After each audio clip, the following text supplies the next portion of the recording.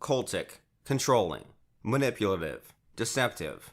No other words can describe the Harvest House.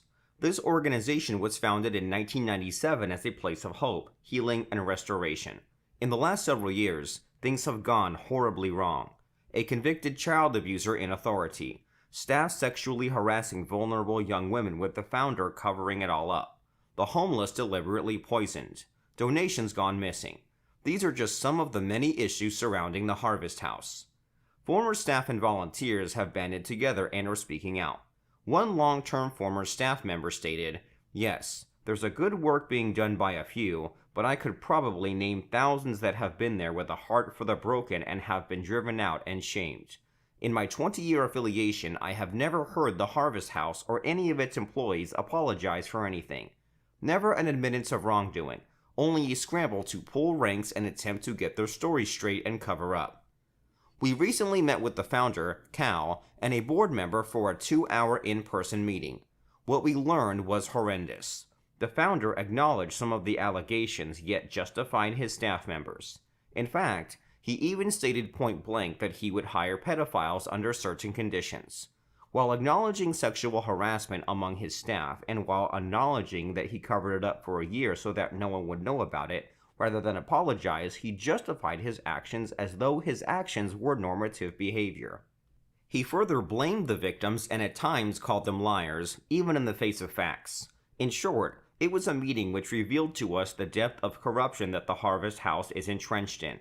While the founder speaks of love and forgiveness in public, he was malicious in our face-to-face meeting, digging his heels in and arrogantly proclaiming the innocence of the Harvest House regarding each and every claim made against it. They've changed their stories and moved staff around in effort to avoid accountability. They've banded religious support together. Pastors and leaders across the city have continued to affirm the Harvest House even in the midst of the revelations we're about to show you. The public, however, has shown great support, and we thank you for that. Our goal is to seek justice for the victims and provide a voice for those whom the Harvest House has shamed into silence. They've successfully stopped others in the past, but that ends now, and it ends permanently with the release of this film exposing the utter depravity of an organization which long ago lost its way.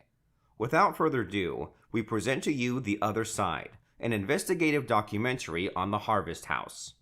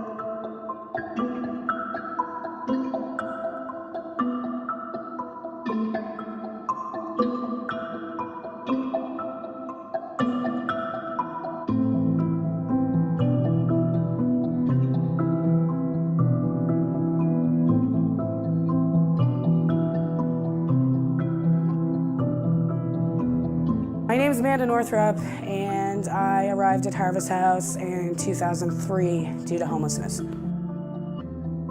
My name is Amanda, and I held multiple roles with the Harvest House. I was a shelter assistant, so I worked in an overnight shelter. I was volunteer coordinator at one point. I worked for them 3 times over the last 10 years. I was drop-in manager, and most recently I was shelter assistant and volunteer coordinator. I came to the Harvest House about 14 years ago, and I came down because my fiance had come to the recovery program, which was relatively new at that time, and I came down the summer that he was in there. I had been there, previously, and I just really, really was, like drawn to the community factor of it, and what they were doing, and they were helping the homeless and like drug addicted. I'm a recovering addict myself. I've had a very hectic life, and I really wanted to be a part. So with my fiance in the program, I decided that I wanted to come down and volunteer for the summer. And I just fell in love with the community and never left. What brought me to Harvest House was I was homeless, and a friend of mine from my neighborhood had run into me and told me he knew of a place that had rooms for rent for women in need. So I showed up. It was a Sunday, and there was church happening. So I stayed for church, and then I was introduced to a bunch of people in ministry, and then they brought me to this rooming house in which I rented a room for $250 a month at that point on the corner of Gordon and Cameron. What brought me to the point of homelessness is my mom passed away, and we didn't have a whole lot of family. My grandfather lived too far away. We didn't have money. I was in the foster care system until I was 18. When I turned 18, they let me go and handed me a welfare check. My mom, who was also on welfare, couldn't support me.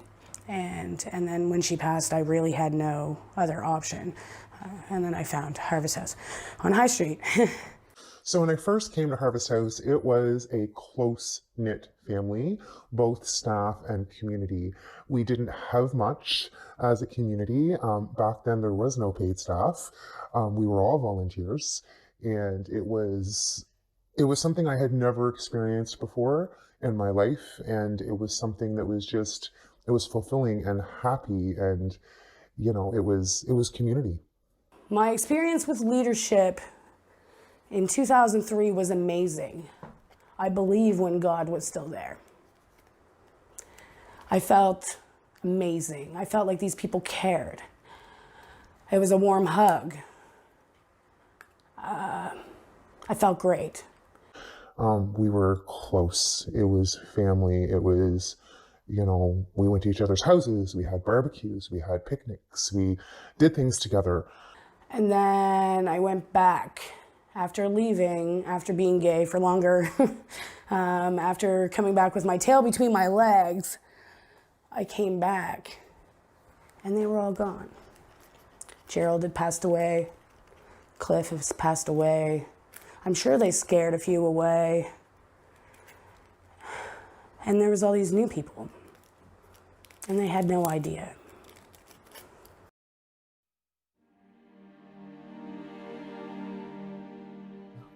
That tight-knitted family feel began to slip through the cracks, and it became more corporate-like, I guess. There was no more, just kind of popping in and saying hi. You couldn't just walk in and sit down and do a Bible study. It now has to be scheduled. You could have someone who donates 20 hours a week to, the organization, and if the doors are locked, they're not even allowed in. So it's, and I mean, not always, unfortunately, it seems to be selective, because there are favorites now. There never were back years ago. And it, in my opinion, from my experience, from what I've seen from 14 years ago to now, I see it being more about money and more about public relations than it is about really helping the people. When you have somebody who comes in and it's raining and they have soaking wet feet and they need a pair of socks, and we have a clothing room that's got socks and we turn them away because, it's not open right now. That's not what I signed up for when I first came years ago, because those people have to go back out in the rain with those wet feet, and we have socks in the room, but it's closed. So that's a big change.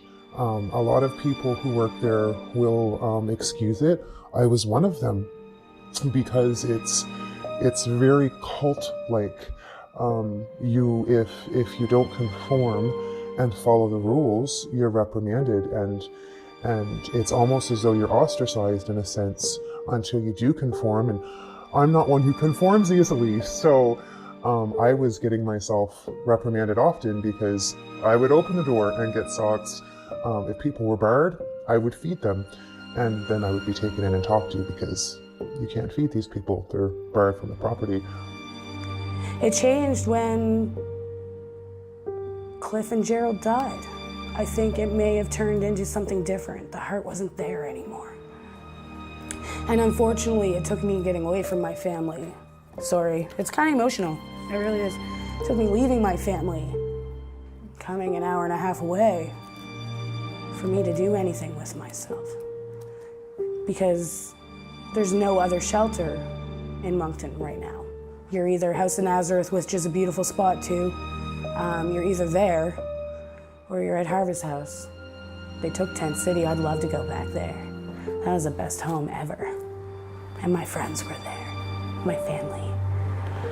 The leadership changed from loving individuals, people who had a heart for people, to, you know, frustrated and, you know, because it's a demanding job.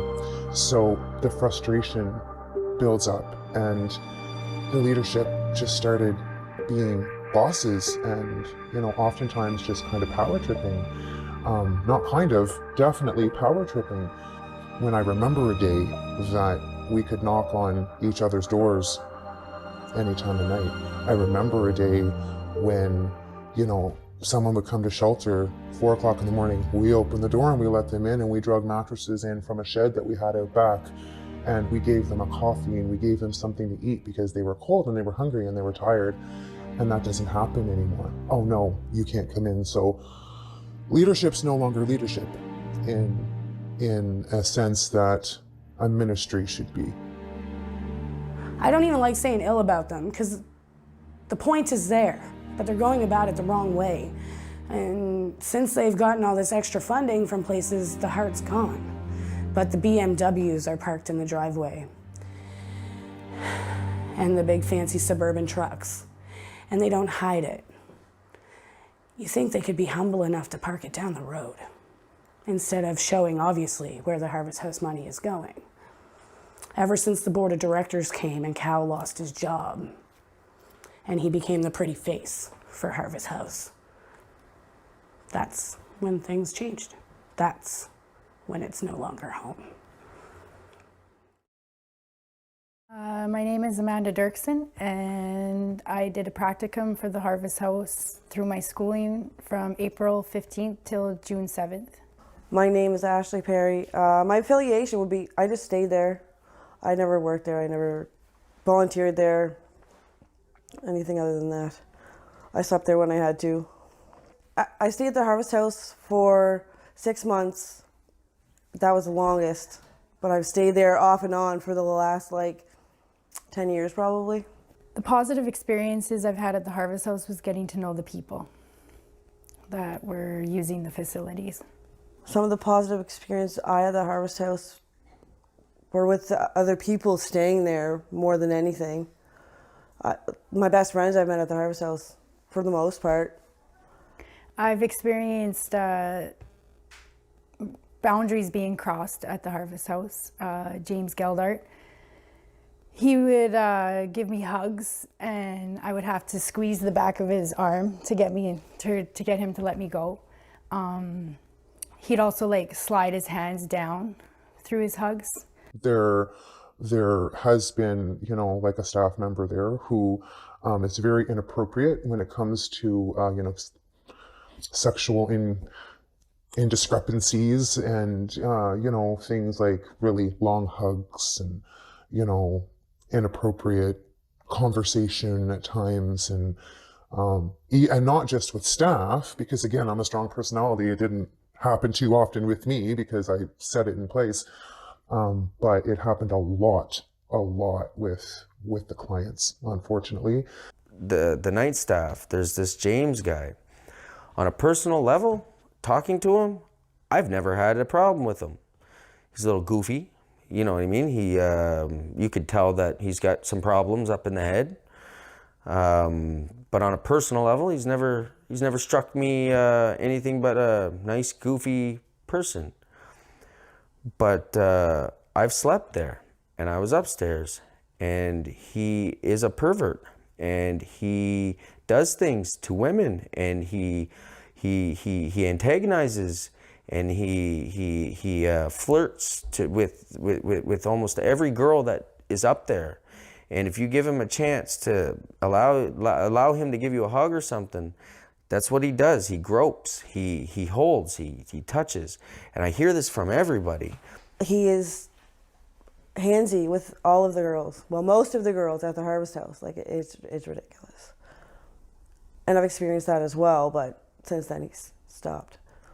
James Geldart, number one example, likes to hug all the women. To the point I've heard Susan McDonnell, I've heard Susan tell him he cannot hug people anymore because people are starting to talk. Straight from Susan's mouth to James in the doorway of the kitchen. I was sitting at the chair next to the exit door, and she said, "You have to stop hugging people. People are talking." I was warned by Sue McDonald and Cal Maskery, Rose Maskery, and Jamie Mills about how James has tendencies to cross boundaries. And they told me to stay away from him. But at the same time, they would get me to go for rides with him because he was not allowed. He wasn't allowed in the donation room by himself with any females. He was not allowed in anywhere by himself with any females. So I would go for drives when he would have to take someone to the RCMP station or to the hospital. After that, James would come to me 5 feet away until he's touching me, my body. "I cannot hug you. Hug me first. How are you?" So I'd hug him because he's creepy. You hug him to get him off of your breast, and he walks away. I heard Susan tell him he can't hug people anymore, and he came up and said, "I'm not allowed to hug you. Hug me. How you doing?" Word for word. He did this for 6 weeks until I left Harvest House and moved for 8 months. At the end of my time there, James Geldart had given me a card and flowers. And in the card it had said, I don't remember the whole card, but in the beginning, I had stopped actually in the reading from the beginning. It had said, "I never knew what was going to happen between us. I didn't expect this to be like this." So I got really uncomfortable. I found him with another staff in the chapel, and I brought the card and I said, "James, we need to talk about this card and what it means." And he's like, oh, let's talk over here. Let's talk over here. And I said, no. We can talk right here. It's okay. I trust the volunteer that's here. And he had said, well, you just changed my views of women and this and that. And I was like, hey, James, friends only, I told you. I've told him frequently, friends only, bud. I also found him in places that, all of a sudden he was where I was at. When I would go to my meetings at my school, all of a sudden he's there. I actually spoke to a woman who came to me about a year ago. She came to me with her cell phone, showed me messages from this individual, that this individual was waiting for her at a hotel room. I saw the text message. I read it. I called one of the leaders and informed him. He then went to the director's wife and tried to bring this to light, apparently. This was on a Saturday. The following Tuesday in the staff meeting, the director's wife stood up and said, there are rumors about this man going around, and the person who started these rumors totally made them up, and you need to not put any weight on this. I saw the text message. This woman I haven't seen since. James Geldart was being inappropriate with guests, my friend. I went to Sue McDonnell. I brought it to her attention, and she told me to wait. And then I told her what James was doing, and she still told me to wait. And then she's like, I'll have a chat with James when I'm done here. And it was the next day they had a chat with James. And really, it's not fair to these girls that have to go there and put their trust in a staff that, when they're taking a shower, is peeking in on them. Stuff like that. Every time he walks past the bathroom to go get towels and go to the thing, he's looking in the bathroom. And there's people that are catching him do this and put him on this, and he doesn't deny it. And the organization allows him to do this. This is the problem. They have been told. They know. They know about this. Sue McDonnell came to the Harvest House about a year and a half ago. I was only a volunteer once a week at the time. Her and her husband were coming up and they were volunteering. She very quickly immersed herself into a role and she was working in shelter. I, at this point, had left my previous job and I had gotten a hold of the leadership at Harvest House and asked, are you looking for any shelter staff? Because I go through these, I miss helping people when I'm not helping people, right? So it was Sue at that time who was the manager. She was, promoted at this point. So I had to go and interview with her. She was very excited to bring me back on the team because she had heard, about me. My husband at the time also worked for the, ministry. And so I was known and they knew that I loved the people.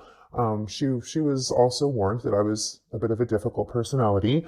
So, that was there were some restrictions put down. So, she just made sure that she had told me, so you answer to me. You only answer to me. You're not to go to Cal. You're not to go to Jamie Mills. You're not to go, I only answer to her. That was basically, there were issues over the years where staff would go over their manager's head and it would just create chaos. So that I understood, right? Sue was in charge of getting the paperwork to the appropriate places so that people could continue on with their medical recovery, medications and such. To any staff, if myself, as an example, went in and I was needing something, a pair of gloves because it was too cold outside, raincoat because it was raining outside. We were made to stay outside of the building all day long. Didn't matter what kind of elements it was outside. It was highly unlikely that they would allow you indoors unless we had torrential rains.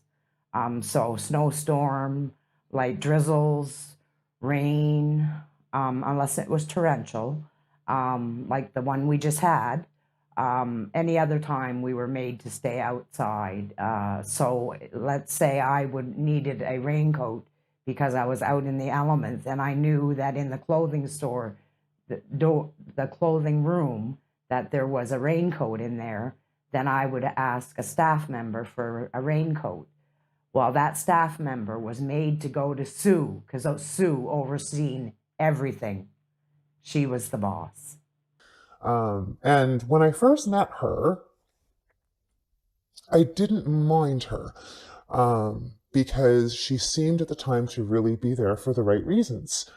She came on, I knew that she wasn't taking a salary, and to me, if you're going to put your time 40, 50, 60 hours a week and not take a pay, then your heart has to be in the right place. Then I got to know her. She was one of the worst managers I have ever worked under in my career in anything, let alone at the Harvest House. So I was sitting home one day and discovered that she had a very compromising past, I guess you could call it. When I found the news articles that she had almost killed her foster daughter, she was adopted actually. They were foster parents, her and her husband in Nova Scotia. And she was actually charged, convicted, pled guilty. She had suffered from a disorder that the news called fictitious disorder with proxy. So of course I researched because this is my boss, right? So I researched the disorder and I researched her past, and it was very confusing for me because I'm trying to look at it from a Christian perspective and a forgiving perspective, but at the same time, try to be wise about the whole thing, because I was getting, as I got to know her, I saw signs of, like the disorder, the hero complex that they have, which comes with the disorder. And, there were times that you would just see she would just be mean. And, she was getting frustrated. She was putting a lot of hours in, and the frustration was coming out. And with that disorder, that's not a good thing, because it can trigger it. And this isn't me. I've looked this up. Anyone who Googles a disorder or looks it up or talks to a doctor will confirm it.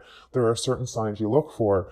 And those people should never be put in a position over vulnerable people, not because she's a bad person, but because it's the same thing as putting a mentally ill person in charge of vulnerable mentally ill people.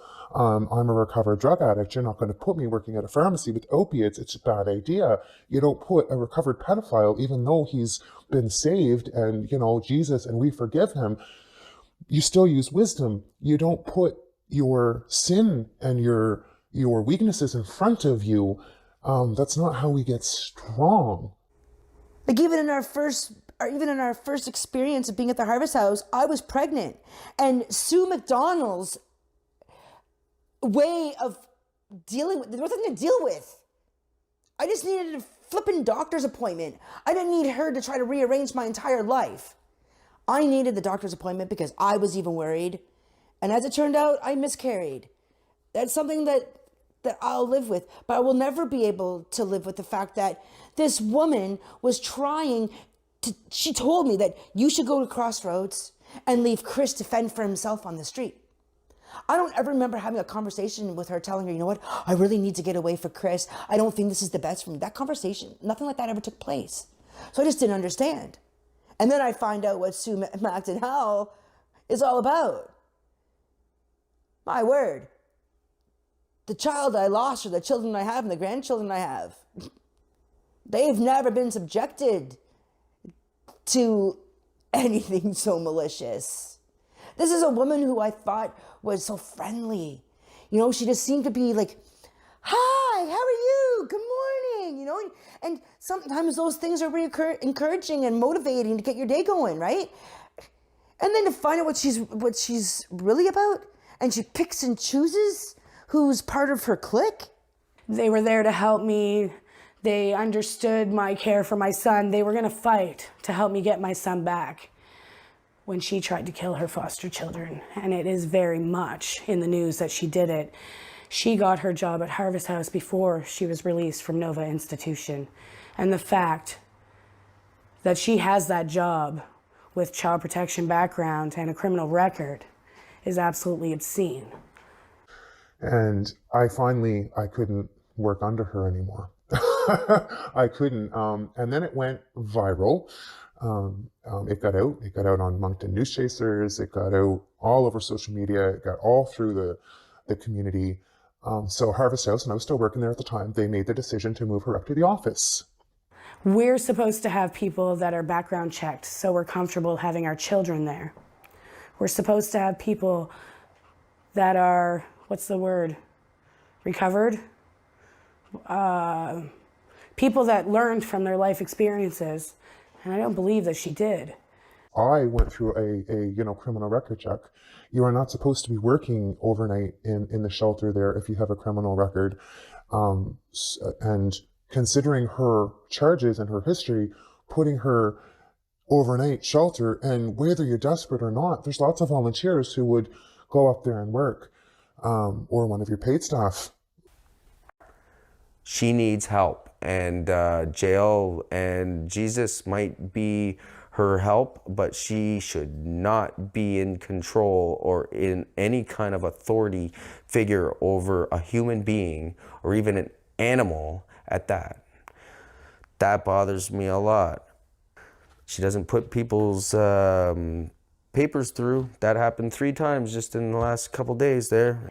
I've seen people's paperwork not being put in. I talked to a social worker on the phone with a man I personally brought to Sue's office because his paperwork hadn't been put through the month before and he didn't get his check. So, and he was scared. He had pulled me aside actually and asked me if it was because he was gay that he wasn't getting the services that he needed. And I said, honestly, buddy, like, I'm starting to see all kinds of stuff here. That's a very good possibility you're not getting the services because of your identity. And so he didn't get his check again that time. And the social worker was like, we did not receive the paperwork. And I said, I literally saw her do it with him. You know, like, he did his paperwork, his POR or whatever that they do. And that happened a few times with people, you know, saying that they didn't get their paperwork put through, like, where's my check? And they were all hopeful and they didn't get their services. A lot of people didn't get their messages. I had different organizations getting angry because they couldn't get through to their clients. And I said to Sue one day, like, maybe you got too much on your plate, like, and you probably should have your own separate phone number other than the whole building phone number, right? I was very unprofessional there. The way Sue talked to people was terrible, like talking to them like they're little kids. And with Sue, I didn't know about her prior history. So my first meeting with Sue, because I also met with Sue before I started there, I thought, what is up with this lady? Like, where does she come from and what qualifies her to be in charge of all these people? So I went and I Googled her name to see what her credentials were. And the news report pops up that she was charged and convicted of starving out a foster baby. And I was like, whoa. I went to my instructor with this information and said, do you really feel I'm going to be a fit here? And she had explained to me, Amanda, you're going to meet all kinds of people with different pasts. Maybe you should look into what, causes that. So I went home and I studied Munchausen by proxy. I came to a bit of an understanding, yet it was not her child she did it to. It was a foster child. So I still had some like, whoa. And then when I confronted her about it after, because a lot of people disrespect her for that, a lot of people. It's scratched into the bathroom doors constantly. They're painting. I have pictures of that. Yeah, Sue is a baby killer. What's she doing here? Like, she has zero respect from people. I said, I kind of had a hard time with it too, Sue. I said, but I kind of researched it and stuff. She denied even that she had a mental illness and that the devil was involved in this situation that happened. And I was like, okay. And I confronted Cal. I confronted Sue, Rose, all of them about my concerns. And Cal told me that Sue asked the Lord for forgiveness and the Lord has forgiven her. So that is why she qualifies for this position. She was trusted to take care of children and she tried to kill that child. What would she do to us?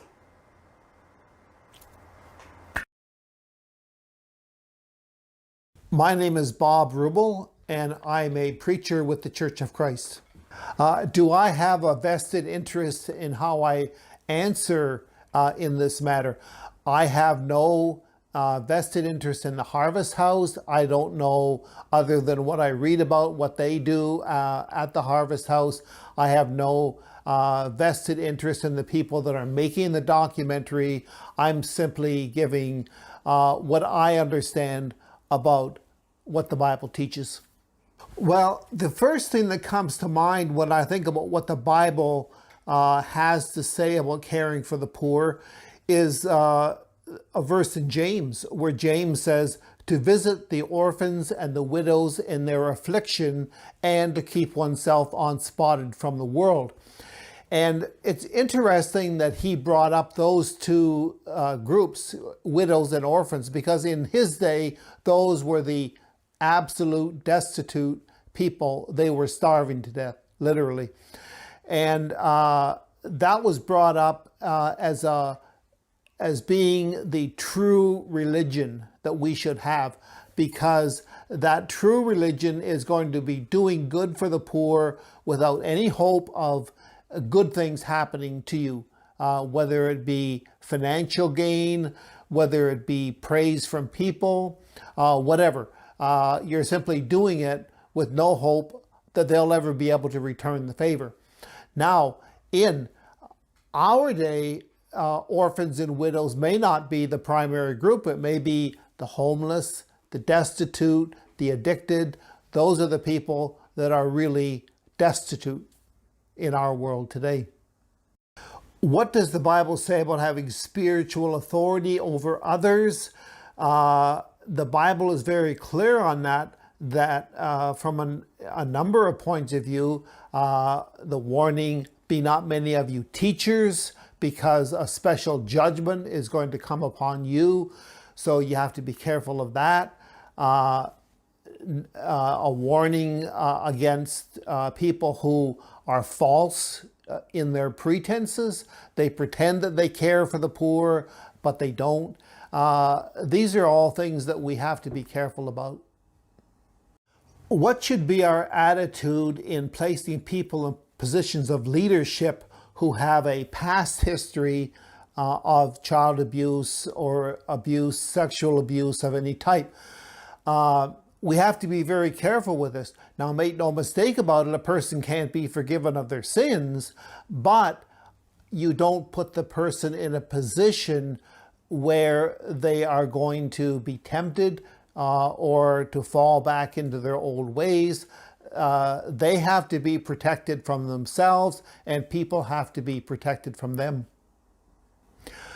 How should we react when the churches are abusing the poor and this comes out in the open?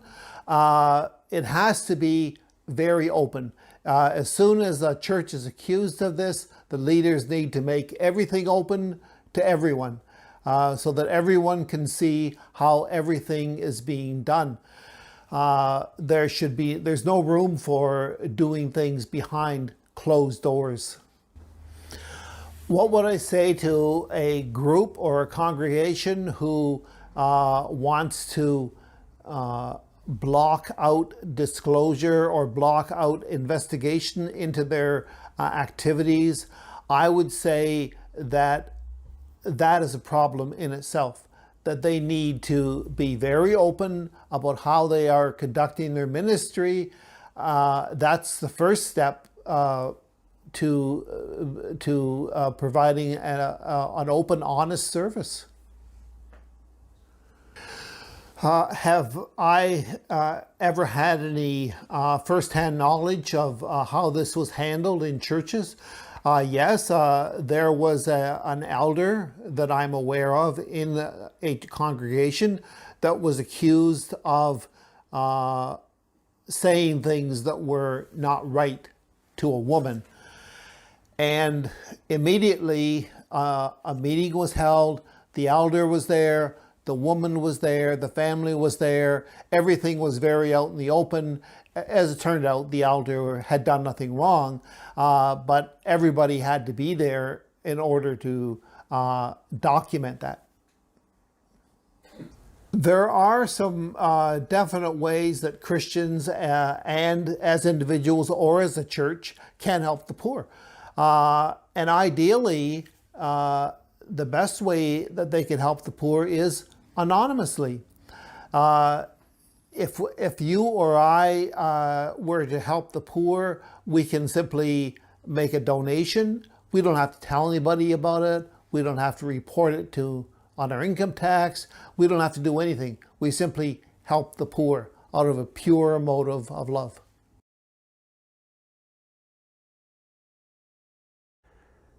My best friend, I walked in there. She was staying with me at another location at a house for a couple of days, and she was sick. She had an abscess, a couple of them actually, and she thought she was being a burden on me, so she went, and I found out that she was staying at Harvest House. Well, it had been 24 hours. I knew she was getting worse. I tried to get her to go to the hospital when she was staying with me at a house, and she just wouldn't go. She didn't want to go because she knew it would be painful. One morning there was a girl had come in, and she was very sick. She was clammy, pale, greenish, very, very sick. I had asked her to let me take her to the hospital because she was refusing ambulance services. She said, no, I'll go later. So they tried to throw her out, but I snuck her back in and I laid her out on these chairs, and I had put a comforter on the bottom, laid her up, got her all cozy, and kept checking up on her.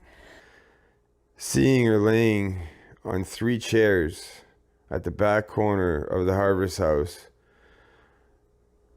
and when I looked down and seen Jamie Mills playing on his phone, I went over to her. She was barely breathing. She was barely conscious. When it was throughout the morning, they have cameras upstairs in the offices, and one of the ladies, I believe is a board of directors, Kathy, she had come downstairs and she had asked me I shouldn't say her name, what this young woman was doing here. Why does she get to be inside? And I said, well, she's really sick. And she goes, well, maybe she needs a doctor. And I said, well, she's saying no. And Sue's refused me to call 911 because she's saying no. She then told me that she feels that this is enabling. And I had said, if you send her back out there and she dies on the streets, that's on you. Well, I didn't even think she was alive. You could barely feel her pulse. And then it was time for shift change when I leave at 4 and the others come in.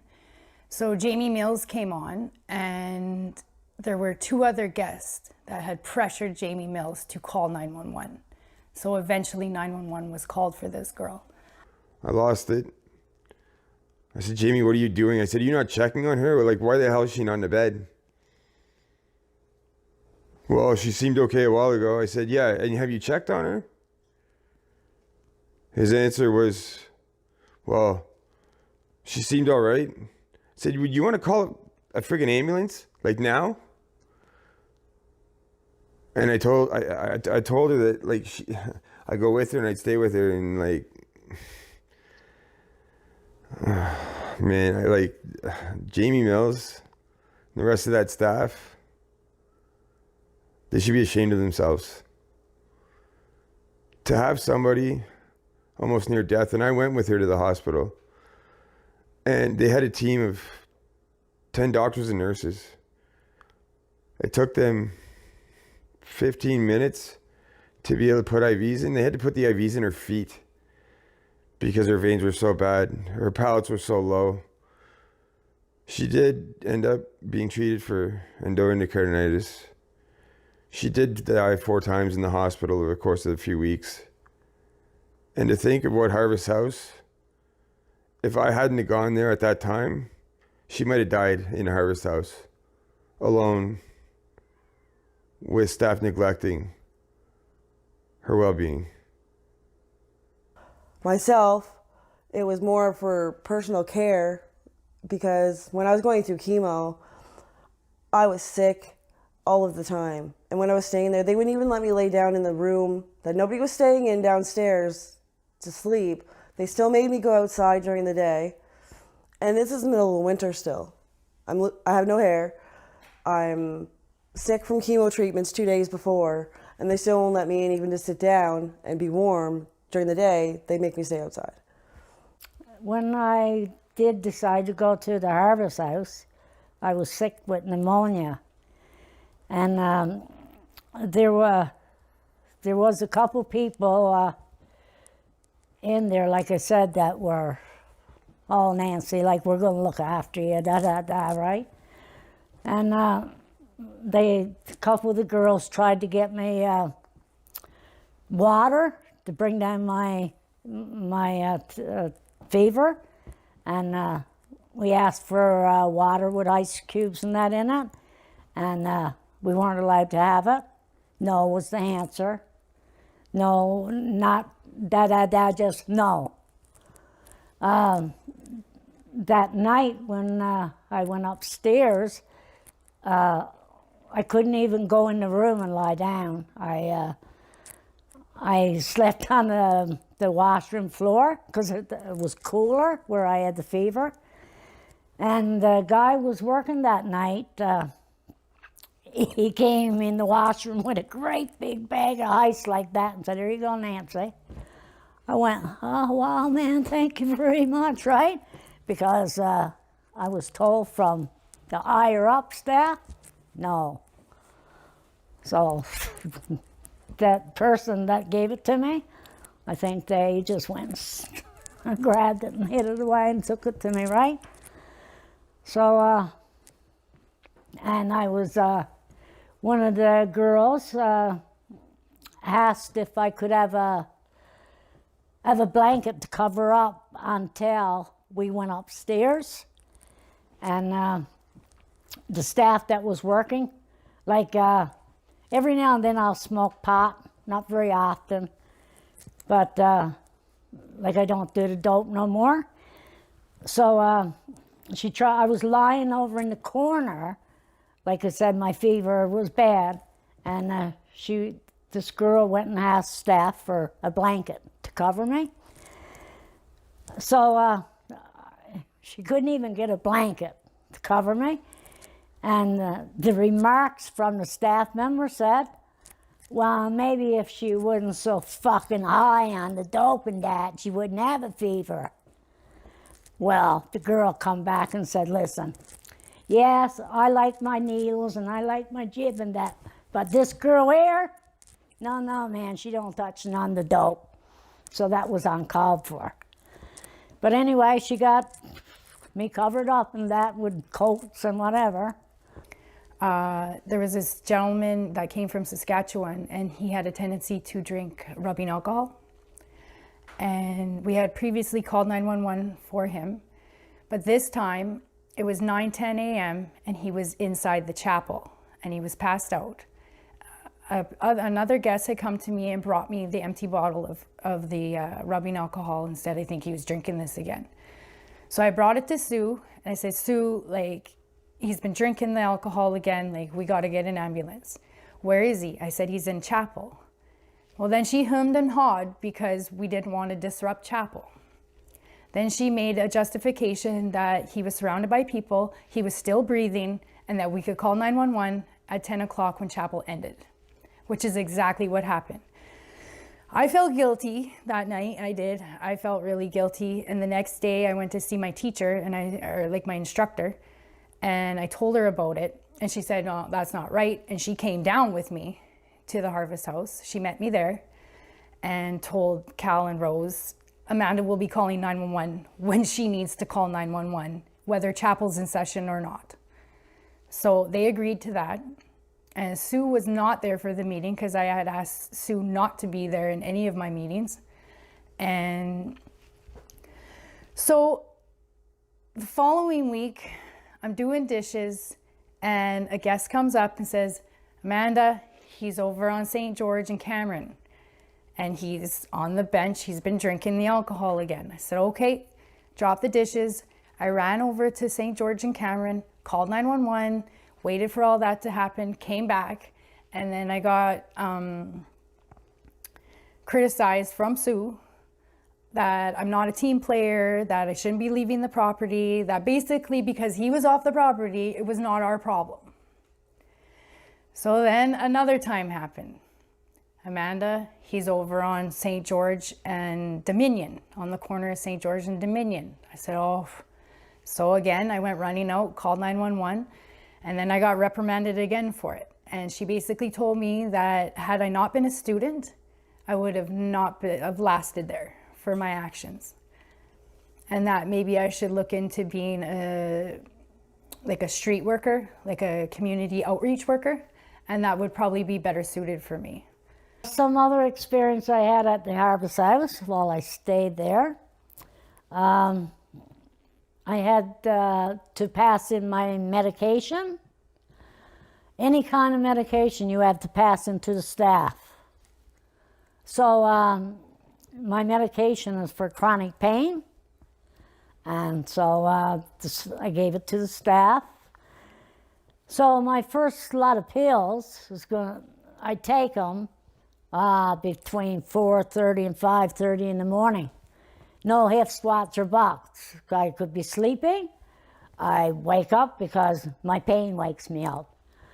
So I was told by the staff members, do I have to say his name? Yes, I do. James, that he wasn't going to be getting up between 4:30 and 5:30 to give me my medication.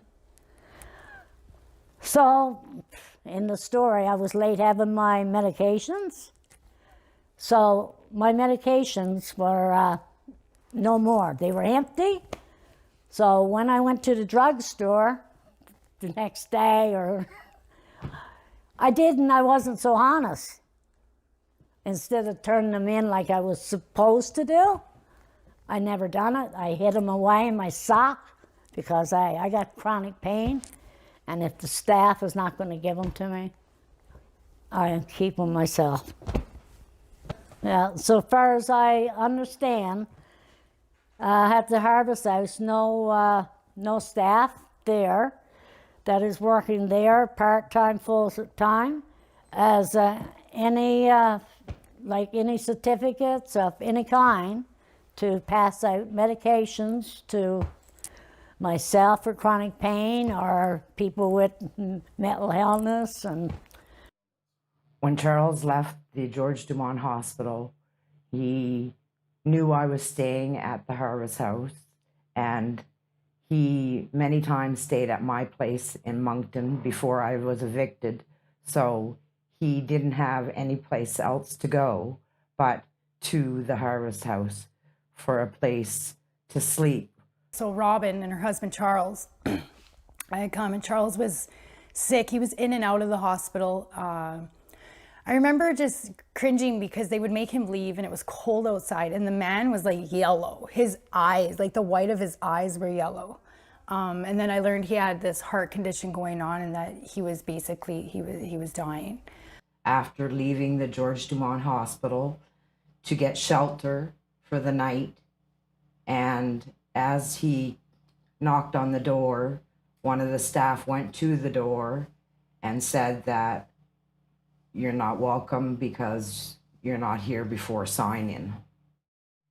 They left him in the parking lot in the middle of the night and wouldn't allow him shelter. They turned their backs on him in his need, in his time of great need. He passed on the 22nd of May. So in both the middle of May, I believe, I can't remember exactly when he did pass away, Robin had a very hard time with that. She became very depressed. I mean, she lost her other half. Then somehow her paperwork, like others, got mixed up and she did not receive her white card. So she did not get her medications. So that made it even harder for her. Sue and her made some kind of arrangements with her pharmacist to get these medications for the day, so daily until she did get her white card. I said right away, like, I'll drive her. I'll drive her there. And then Sue pulled me aside and said, no, we're not going to be driving guests where they need to go. She's quite capable of making it on her own. It's not far. And by this time, I had given up being sneaky, taking people on for rides or moving them out on my lunch break or waiting till 4 when I was done work. I just gave up and just started doing what I was going to do by then. So I took Robin to her pharmacist, which was not around the block. It was a far distance. It was at least a 20 to 30 minute walk for her.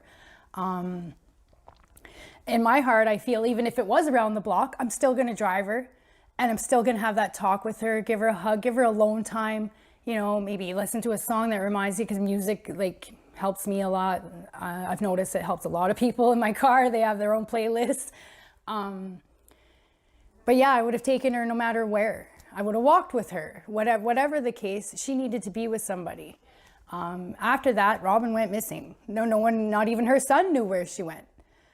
They refused to tell him. They refused to tell everybody where she went. So we kind of just didn't know. We didn't know where her dog went. I did know there were people that were willing to take her dog while she was away. But then the dog just disappeared. Still to this day, we're not quite sure where Milo is, if he's been put down, if he's with this family they claim he's with, or did he go to the SPCA? We're not sure. She also still hasn't received her personal items that she's been asking for since she's been out of the hospital, along with several others that I know have not received their personal items, which I believe are all in the garbage, because that's where they put people's personal items, is right in the garbage.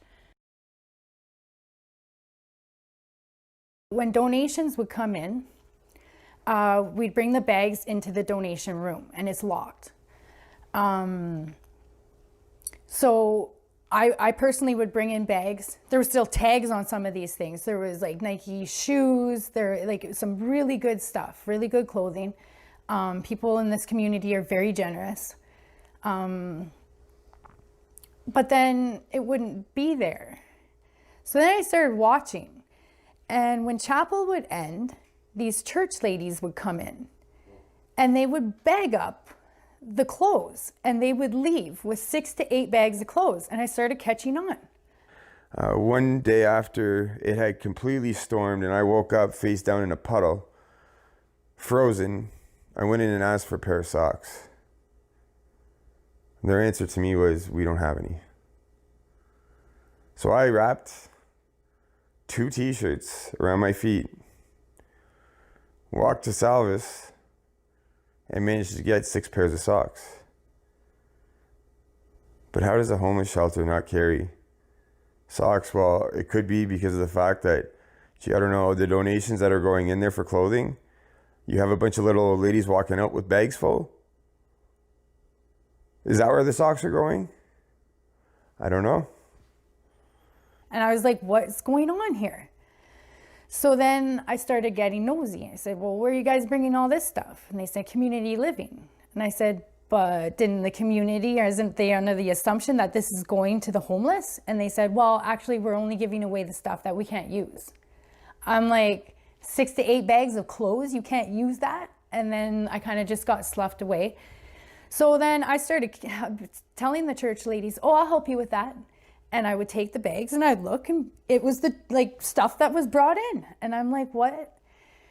So I started like sneaking into the donation room when I could, and I would bring people in with me, or I would pack a bag. There's this lady that I know that's homeless, and she's a very generous lady.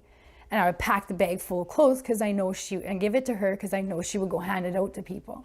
The donations and money that come to Harvest House are very seldom seen by the people that use the place. I see it going to recovery, constant. I see pictures on the Facebook of things coming in, but when you actually stay at Harvest House, you see none. All these beautiful care packs with Tim cards and shampoos and face cloths and things in them that people donate in a nice little bag all get separated, and we get tossed a toothbrush. I've never seen a Tim card. I've never seen these beautiful bags. But I always see the people in ministry with wonderful things. There's many occurrences that donations that come to the Harvest House. I've carried it out to the staff cars. Same with food. Like if you're barred from the place, you're not allowed to eat there. Like you're refused all services. And I mean, the things that people get barred for are just minor. If people were doing their jobs, the barring wouldn't have to happen. Out of the Cold shelter closed April 1st. And back at the Harvest House, we are. And off the start, I have to say, like, it wasn't that bad. You know, we got to sleep on the main floor. You were able to go outside and have a smoke. You weren't necessarily stuck to the sleeping curfew. You couldn't leave the building, but at least you can go out and back and still have a cigarette in the middle of the night and whatnot. But this one particular night, my partner and I, was time to put cots up. And my partner and I were just in a conversation amongst the two of us, you know, just like couples do every day. And they call, it's time to get your cots ready. So we go to the clothing room, grab our cot, you know, pull it out, go to the other room, grab your bedding. And we're still just engaging in our own private conversation. And our cots were put up side by side. And my partner got kicked out for the night for it. First, we just both stood there. And then, you know, Chris isn't really one to initiate confrontation. And so he moved his cot to their designated men's area, which was literally a table. So you have the women's cots, you have a row of tables, and then you have the men's cots. So he might have had to move that cot, I don't know, maybe 5 feet. So the cot pulls out and it snaps open and his finger got caught. And that's when he goes, ah, fuck, right? And he said it loudly for everybody here. Did they not call the RCMP because he cursed? Like, really? Anyways, the cot was moved by the time the RCMP got there. RCMP gets there. But prior to the RCMP getting there, I made it very, very clear that they may have whatever kind of rule, but my partner isn't just my partner. My partner is also my caregiver. And your live-in caregiver can be at your side, at your aid, as freely as a service dog. Sorry, hon, I don't want to compare you to a dog, but in this case, your service dog helps you to see across the street or help you, you know, there's so many uses for service dogs these days. Sometimes the dog just goes to the hospital, somebody's sick, and that isn't the companionship of an animal. But that's not what I'm getting at. What I'm getting at is the fact that when I voiced my opinion about my federal human rights, I got told this is the Harvest House. We have our own sets of rules, regulations, and policies. And I said, so if I contacted the federal government and I told them about this incident at the Harvest House, they're going to tell you, yes, yes, Miss Camilleri, JP and Mario at the Harvest House are absolutely right. Their rules and regulations and policies trump the Charter of Human Rights. Just by me just saying that just now, like, sounds absurd. Again, it was just turning into a screaming match with them, and I just couldn't say enough. Like, you guys are actually in the wrong here.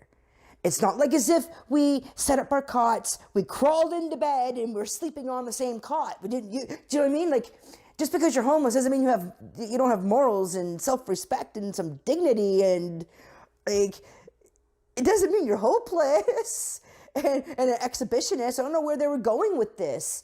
And then as my partner's getting his stuff ready to go, I made sure he was packing up some of my stuff too. And they're going, no, Shannon, you can stay. And I'm like, oh, no, I can't. You just violated my human rights. I'm not going to stick around here for this. What, so you guys can belittle him behind his back? And I'm still fighting with you all night about my human rights. No, I'm good. So I left with him that night. And it wasn't shortly after that I opted to live in a tent than to conform to the Harvest House on any level. Like, for example, somebody would wake up in the morning, all their stuff is missing, which happens frequently. I haven't met one person yet that stayed at the Harvest House and got to keep their stuff. So when you wake up, all your stuff's missing, you're not going to be the happiest person in the morning. But as soon as your voice would raise or whatever, they would bar you. So during your barring, you do not get to eat at this place. And one of the cooks there, she's not there anymore, she would make up little boxes of sandwiches and juice boxes and sneak it to me so I could go feed the people that are outside. Like, and the more I came to know this place, I was like, whoa, even their staff doesn't agree with what's going on here, you know? I got banned for 30 days for taking 2 extra desserts. One for myself and one for Russell Schultz, the old man who takes care of. But that's the thing, if you go in there and ask for it, they say no. But if you go in and tell them that you need somebody out there that wants dessert, you still get no. But if you take it, you get banned yourself. Just for helping someone else out. So any food donations that, come in, typically the person who will take care of the food donations is the person who is in, the kitchen. However, any staff member, can take it on. So there's like a recovery house next door as well. And like it's like addiction recovery. And then the shelter is, like in the main building. So food is distributed based on where the staff thinks it should go. And it's not consistent. Quite often I've seen food go bad because people, they just ate, we'll put this away for another time. But when you have a wedding party that just dropped off food that's been sitting all day, it should be put out and eaten. And oftentimes it wouldn't be. It would be put into a fridge, and oftentimes it would get thrown out because it wasn't eaten. I went in their fridges and because I saw what they were serving and it didn't add up. They never had salad. They never had sides. It was like literally a clump of macaroni or 2 hot dogs or 2 slices of cardboard pizza that was left over from Little Caesars the night before, which was meant to be a night snack, but they would serve this as food. But I saw a whole heck of a lot of vegetables in there. I saw a lot of lettuce. But there was this one night, and I was there during the day while they were preparing it. And I overheard them say to the one volunteer that the cook had said, just cut the gray off. And I look over and it was these steaks and they were spoiled. They cooked Sue actually asked a fella named Danny to come in off the street and serve the steaks. Asked me to cut them up and cut off the rotten parts of the meat. And I still didn't think they should have served it, but they did. It was a nice meal, but rotten, outdated food. Or meat. Same with probably most of the meat that's in the fridge is rotten. I come back the next morning and there's puke all over the outside of the place. People are puking, staff were sick, whoever ate that steak was sick. They tried to pull it off as there was a flu going around. And I even said out loud, kind of funny, whoever ate the steak caught the flu. Jamie Mills' own son was sick for days. For days, that kid was sick. I feel really bad for that kid. Yeah, no, it was disgusting. I don't know what more to say about that. But the food, they did do, I heard that they caught wind of an inspection, but I saw them cleaning out the fridges, and there was stuff in there from 2007. In the middle of July, I was physically standing in front of Harvest House, and there had been talk around the community that the health inspectors were coming. And I seen kitchen cart, 2-level cart after cart of things being carted out of the Harvest House that nobody has seen for years. I believe out of the back office. I'm not sure where exactly they came from, but very clear, 182 High Street. Carts and carts going. So I stopped a lady who works at Harvest House, and I asked her where these things were going because I noticed they were going right past the recovery house. And she said, we're throwing them in the garbage. And I said, well, why? Well, they're expired. I said, okay, can I look at these cans? And I'm nosy. I call them out on it. They don't like it, but I call them out. And I looked at the expiry dates, and they were literally 2006, 2008, 2010. Ironically, when things changed. And I said, it's funny, when I lived in residence with my baby, I asked for some groceries because I was struggling, and I was told I had none. There was nothing to give me. These cans are from the year I asked. That's something you have to speak to somebody else about, Amanda. And scurry, scurry, scurry. Questions over. The recovery house would typically get the pick of the food that came in. So quite often the, the good food would go next door, and, what was left would, stay at the shelter. Now, this didn't happen all the time, but typically that was how it went.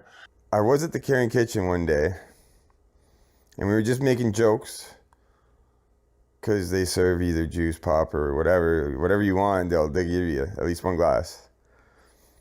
And I guess I was sitting right near the right person, because when I was saying about how they kept shipping all their juice, it would go in Harvest House doors as a donation, just like all the other good food. But then you'd see 10 minutes later a full cart of juice, of desserts, of sugar treats, of cookies or whatever, and they'd be shipping them next door to recovery. So the homeless never actually got to see any of this. Email must have went out between the time that lunch was finished at Caring Kitchen, which was around 1 o'clock, to the time that I managed to make it to Harvest House to see a few of my buddies, which is like 1:45. And didn't they have non-stop juice all afternoon? Now, that was one freakishly weird day. I'm not saying coincidental, but that was the one day that we saw the juice. After that, it's back to the water and coffee. Now, they have a dessert thing every night at 7 o'clock, I think it is, where they serve coffee and desserts. Well, again, if you're a coffee drinker, well, you can skip the long line and get your dessert and go, but it's just, I don't know, any sugared source or substance that goes in to feed the homeless goes out to feed the recovery house. My partner has this caring heart. So anybody asks him to do something and it's, sure, if he can do it, he's gonna do it. So the Harvest House would ask him to, help them with their food order. And let me also say that that would be the only time that I would be allowed to sit inside the Harvest House. Otherwise, I was outside standing on crutches on one leg with everybody else outside.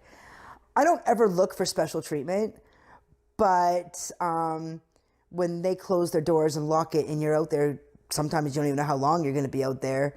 I don't know, just letting you guys know it hurts on one leg, just putting that out there. But Chris would help. So that'd be when I'd be able to sit inside. Probably a good thing, because I'd watch these food orders come in and I'd see produce, I'd see quality cut meats, I'd see decent snacks and pastries and all sorts of things. And then you'd see those nicely packed boxes all be divided. At first I was like, what, why? Like, why wouldn't you just take it to the fridge, take it to the freezer, done day, everything's put away? Oh no, they divide it. They take all the good quality food order and it gets lugged over to the recovery centers. And the balance of what they consider to be shelter food is left for the shelter. And sometimes that's not even enough to even feed those who are there. And that was never anything that was a big deal at first, but then clients would start commenting like, where are you going with that? Right? We're hungry. And, it got to the point that people would get really angry. Like, you're taking that next door, like these guys eat well and, we're hungry. Right? So I think the waste is the biggest thing, because quite often there's no need for waste because you're throwing it out anyway. And these people are homeless. They can't get too much food, but again, I've seen myself get reprimanded because I would have donations come in and I would put it out. If it was subs or sandwiches or something that wasn't going to keep, I would put it out. And quite often I was drug in the office quite often. And I would be, why did you do that? Because there was already stuff in the fridge and, so yeah, it's I don't know how it is now. It's been months since I've been there, but in my experience when I was there, it wasn't utilized to its best use, that's for sure. That's what happens to the donations. They get hoarded. In these carts, for example, jugs of chocolate milk that had soured because they hoarded them so that they didn't have to share with the residents. But the night before, everybody got chocolate milk. One day.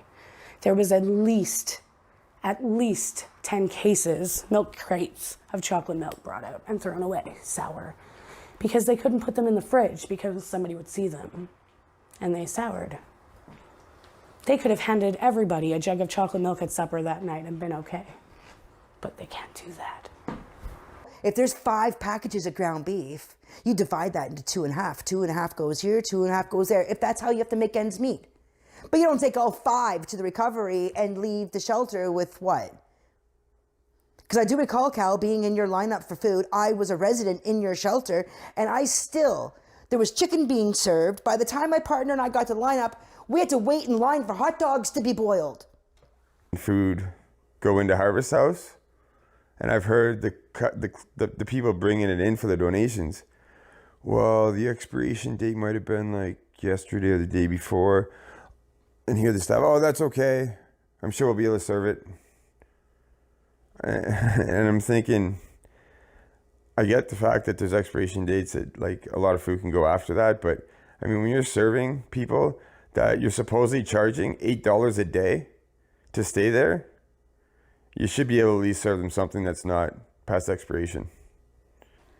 So I'd stand in this lineup, say maybe 30 people standing there, and I'd get up, ready for supper, right? And I'd get up, and Val is the cook, and she's a great cook. So it's finally my turn after waiting all those people, right? And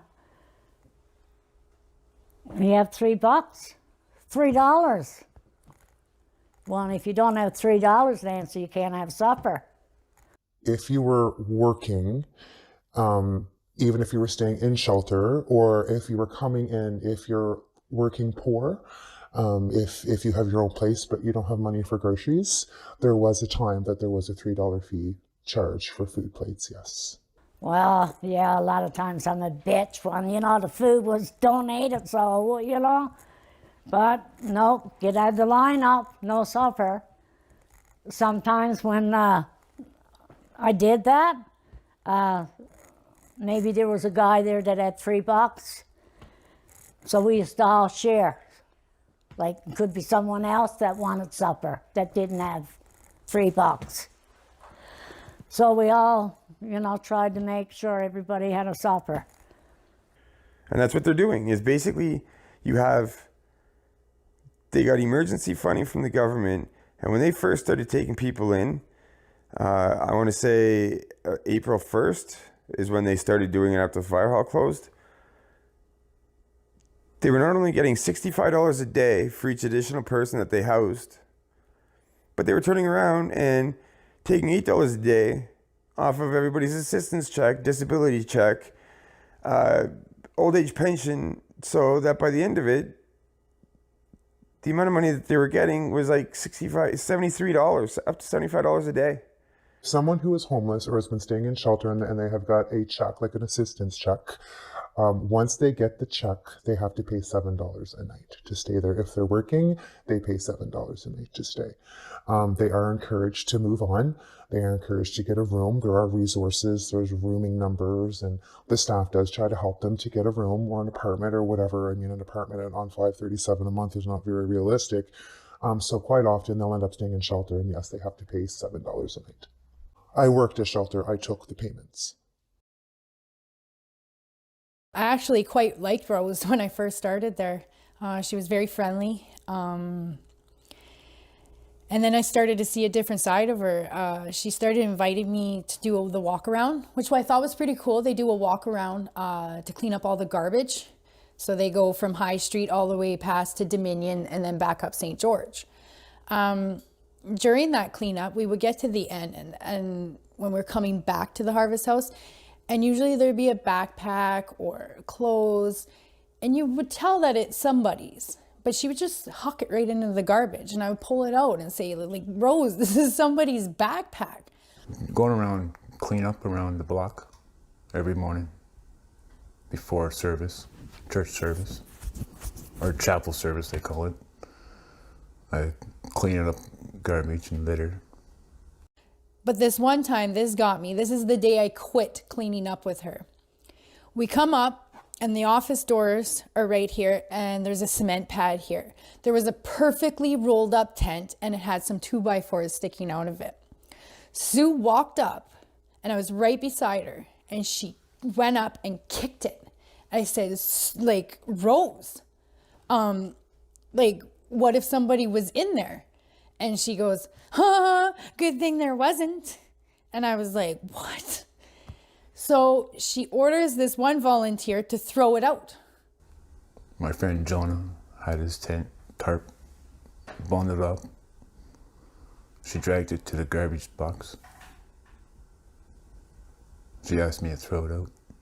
So he picks it all up and he puts it in the dumpster. And then Jamie Mills comes running out. No, that's somebody's tent. They have permission for it to be there.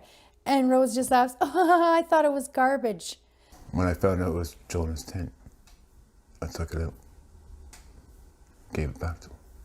I started to see how the way they just throw people's stuff out. And the one day they had asked me to throw this one girl's stuff out. She had got a 7-day ban for being grouchy. I was there. She was just being grouchy. If people did their jobs and just talked her through it, it would have been fine. But they threw her out for 7 days. And I said, well, can we keep her stuff in the storage room? No, she's on a bar that can go in the garbage. By then I was just starting to lose it. And I took the bag of stuff and I threw it and I said, I am so sick of fucking throwing people's stuff out. Like there was this perfectly good backpack I got in trouble for. I went looking through and at first their excuse was, Amanda, that's not safe for you. So then I put on their little needle gloves that are worth crap anyway. And I went through the bag. I found a bank card. And Sue goes, well, now we know whose it is. We're going to have to keep it. And I thought, what? So after chapel was done at 10, one of my jobs was to clean up all the stuff. And I would recognize people's stuff because I started to get to know these people right away, personally. And I started to know whose was whose. And if the camo was, I know who that belongs to. Oh, that sweater, the coloring stuff. I know who the coloring stuff belongs to. And they would pile it all into the lost and found. So when they come back, the people that were allowed back in at 12:30 that had attended Bible study, chapel, or life skills the day before would rummage through the lost and found. So by 3 o'clock, we got people yelling at each other because you're wearing my sweater, you have my markers, you have my shoes. When I showed up there, I had lots of bags. They signed me in for the first night, but they didn't offer me any storage locker or anywhere to put my belongings, so I had to carry them with me the whole time. And I'd found a printer in a dumpster that had ink in it that was usable, and I had left it at lunch thinking that it's only going to be an hour. I didn't have any free hands to carry all my stuff. I already had 3 bags, and I figured it would be okay because that's where I was staying. Well, find out that one of the staff decided to take the printer and put it in lost and found when it had only been maybe 3.5 hours. And one of the other occupants or guests staying at Harvest House took that printer and decided to take it apart. So when I found the gentleman taking my printer apart, I kind of lost it a little. And he told me that Harvest House staff gave it to him. I said, what do you mean? He said, well, Harvest House said that it was in the lost and found and that I could have it. I went in and confronted the Harvest House employee with the guy who was taking the printer apart, and he denied everything. The next part, because I started raising my voice a little and saying, if you're going to take my stuff and throw it in lost and found, what are you going to do with everybody else's stuff? And well, that kind of started a little bit of an uproar with the rest of the guests in Harvest House. And Randall, another employee of Harvest House, decided that if I didn't leave, that they'd call the RCMP over them taking my printer. Like there was just no organization. And the one morning I was standing with Rose, Cal, Sue, and Alex was there too. But Alex, he's a cool little character. He doesn't agree with much there. But they had said, I had said, don't you think it's our responsibility to help these people maintain their stuff? And they said, absolutely not, Amanda. Laundry, including laundry. So that was another one of my duties. They get a little white bag and you put your laundry in it and you write your name on it. And during that process of, everybody's rummaging to get into their rooms and whatnot, you're handed your laundry bags if you needed laundry done that night, and you put your laundry in, and staff would write your name on the bag, and they would do your laundry during the night and bring it back up to you in the morning. I thought, well, this is great. Yeah, until Trevor, one of the overnight workers, decided that it would be great. Instead of writing Shannon on my laundry bag, he wrote One-Legged Wonder with a red Sharpie. I chuckled a bit because I don't define myself by my disability. So maybe not every day, but quite often, one-legged jokes get told, or, hey, Shannon, or hey, Pegleg, and I'll laugh with you, I'll joke with you, and I take zero offense. But somebody who's a staff member, who's helping people in a shelter during the most vulnerable and exposed time of your life, like, I wasn't offended, but I thought it was really awkward. Like, you're not even my friend. If my friend came and wrote that, or one of my kids came and wrote that, I'd be laughing all day long. And it wasn't even me that took the greatest offense to it. It was my partner. He's like, I don't even view you that way. So why does somebody else view you that way? So he took great offense. He spent more time letting the individual know that what he thought of him. And then it didn't really stop there. Sure, we went to bed that night, but we got up in the morning and there's Trevor again. I'm sitting at a chair outside the men's dorm. There's a table there, and it has even a dry erase board that has your daily chores written on it. I'm just sitting there waiting for Chris to finish doing what he was doing so we can get on with our day. And Trevor comes up to me and goes, Shannon, do you mind if I pray with you? Sure, why not? I don't know if I should have said, sure, why not? Because then he asked me to take my pant leg out of my pants, and he started praying that my leg was going to grow back. Now, that's when I really wanted to laugh. Like, never mind the night before. Like, that's when I really wanted to laugh. I have faith. I believe I'm here by some greater power. However, I've been an amputee for 37 years. I lost my leg to cancer at the age of 11. And just like when I was 11, I know that my leg is never growing back. So I was constantly, hey, so-and-so, your stuff's on the wash, on the way to the dryer, and your stuff is about to come out of the dryer.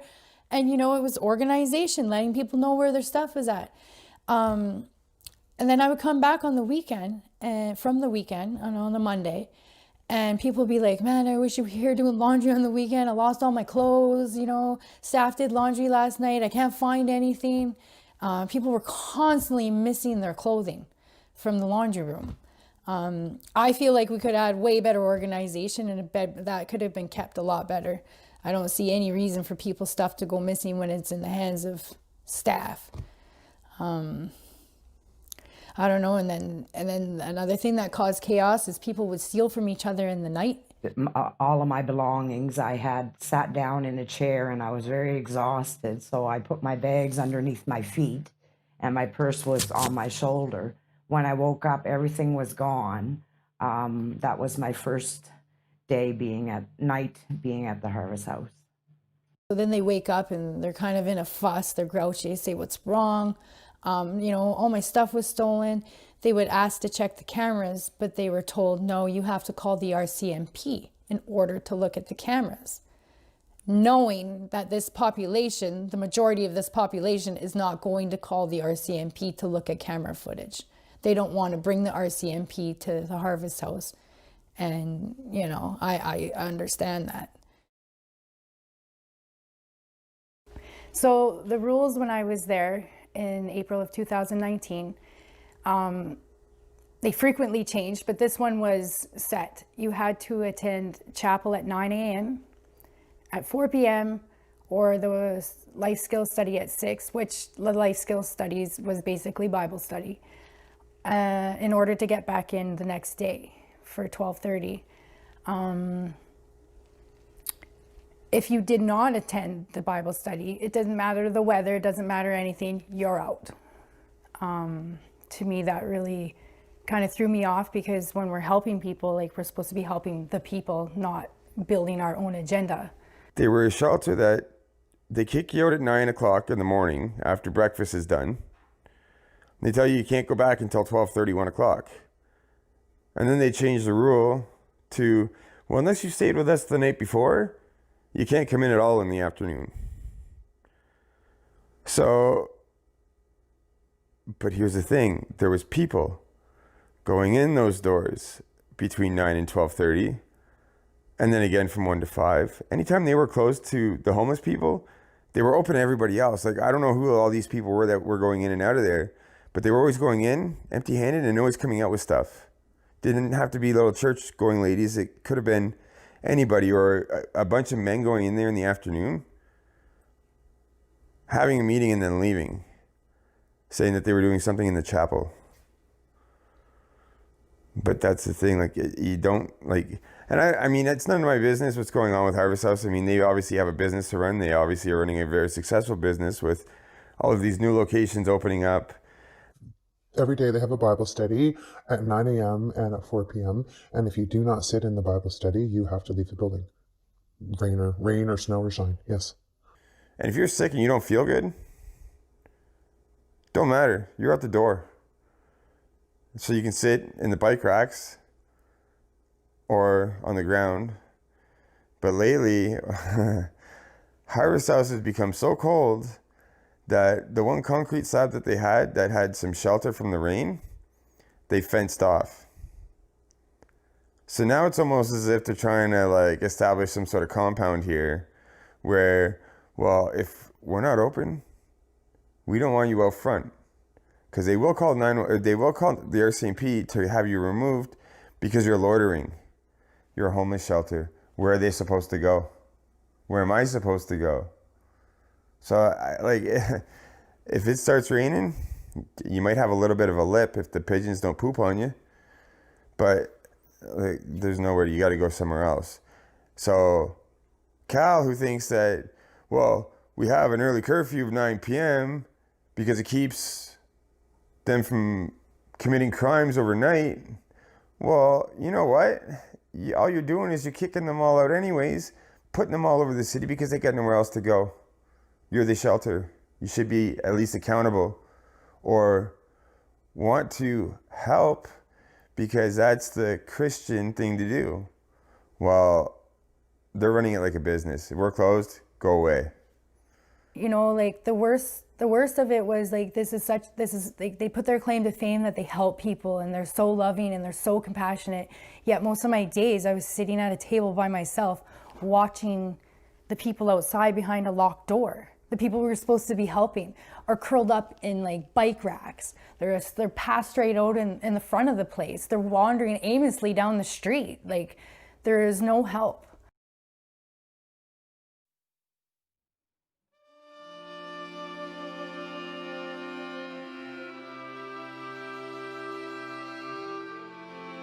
You know, I thought a lot when asked to do this video, and my initial response was fear, because I loved this community, and I know what this is, and I know what this means.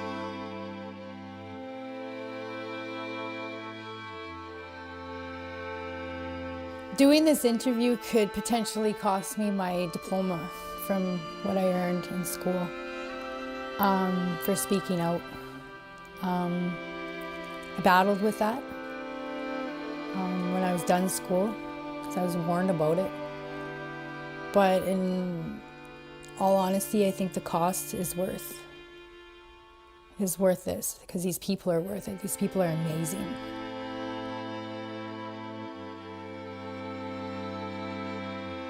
It's a shame that it has to be a place that profits and doesn't even respect the human nature, and I don't know. It's just disappointing whenever I hear Harvest House. It's almost as if it's like you go in there and they harvest all the good out of you and leave you with nothing but emptiness.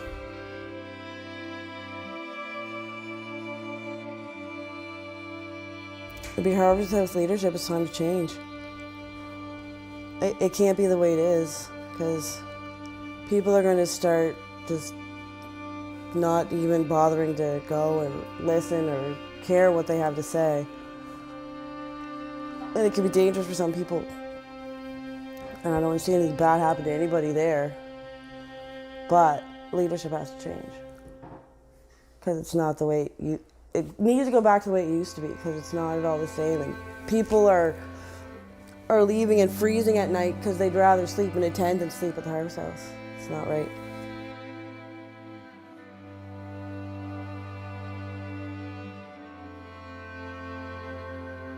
The staff of the Harvest House, you guys need your recovery program more than those that are in your recovery program. Because you guys haven't even owned your own faults. And even as of today, like, there's comments and there's emails and texts and phone calls going out, and there's no onus, there's no ownership.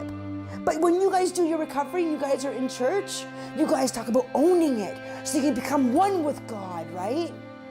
When are you becoming one with God? When are you taking off your mask so God can actually see these people? When are you guys taking off your masks as a group so God can see what the Harvest House is truly about? I wouldn't be surprised if those masks are so embedded that they'll never come off. There's probably a good reason for that. Because while you guys are trying to promote recovery, you guys aren't even truly recovered yourself. And I don't say that to be disrespectful, but if love starts within before you can ever love somebody else. Helping yourself, helping others comes right after it. I don't know. You guys might want to try your recovery program, see how it works.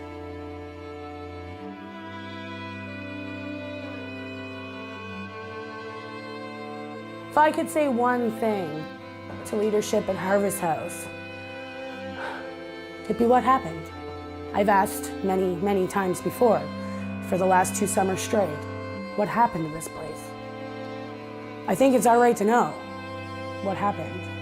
Because when it first opened, it was our house. We'd say, whose house? Our house. Because God was there. But when did it go from our house to theirs? And when's the harvest coming back? When is it coming back? Because I'd really like to see it again. I'd love to see it do what it's supposed to. Yeah.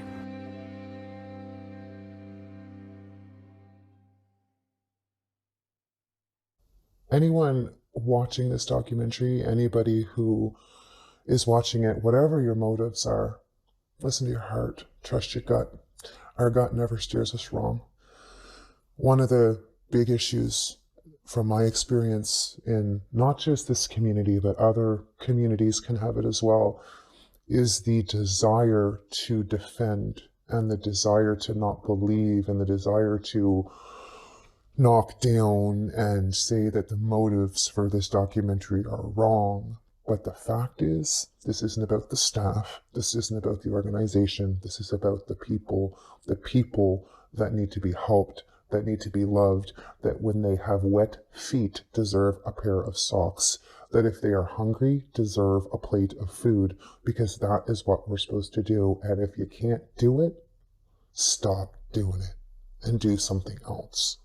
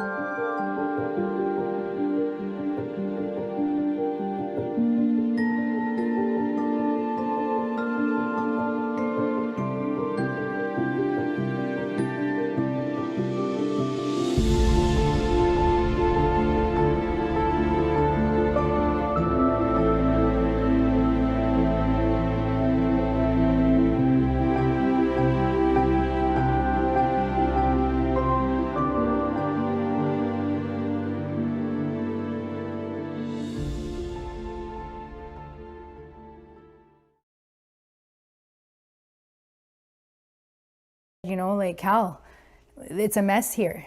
And he had said, I know, Amanda, I've let the devil into God's house and now it's time to clean out the filth.